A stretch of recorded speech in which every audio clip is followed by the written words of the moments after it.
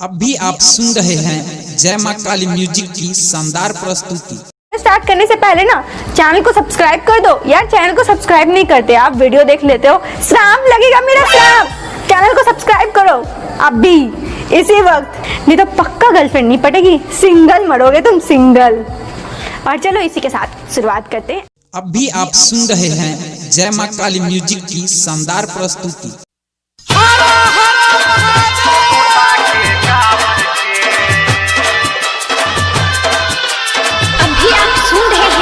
झंझारपुर से Mithila recording studio की शानदार प्रस्तुति।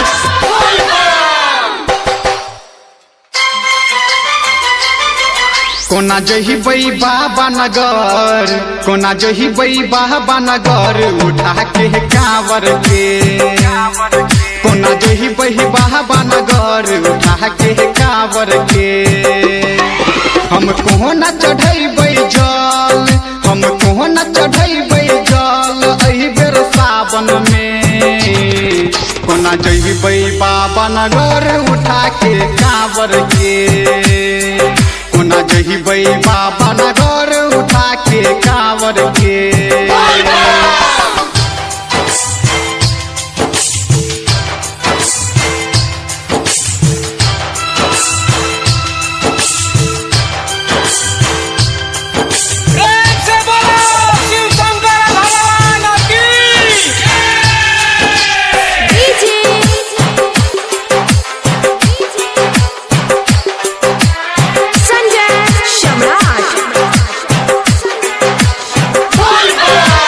दुख में डूबल छियौ बाबा की कहबू यो, गेरुआ कपड़ा कीनब जे पैसा नहीं छै यो। दुख में डूबल छियौ बाबा की कहबू यो, गेरुआ कपड़ा कीनब जे पैसा नहीं छै यो। कोना कएबै हो देवघर नगर हो, दुख के नैया में छी फसल, कोना कएबै हो। कोनो रास्ता तुही निकाल जब देवघर नगर। कोना जहिबै बाबा नगर, उठा के कांवर के। कोना जहिबै बाबा नगर, उठा के कांवर के।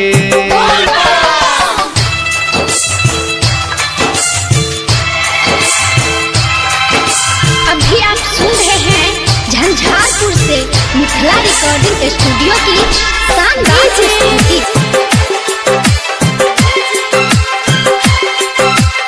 संजय सम्राट। जहिया सँ ज्ञान भेल भोला आही के हम बुझलौं, भेल कोन गलती जे हमरा से अहाँ रुकलौं। जहिया सँ ज्ञान भेल भोला आही के हम बुझलौं, भेल कोन गलती जे हमरा से अहाँ रुकलौं। हम आयब अहाँ के शरण, कोनो रास्ता दिखाबू यो, करब अहाँ के दर्शन, चढ़ा के जलवा यो। विनती करे अभिषेक झुका के माथा के। कोना जइबै बाबा नगर, उठा के कांवर के। कोना जइबै बाबा नगर, उठा के कांवर के।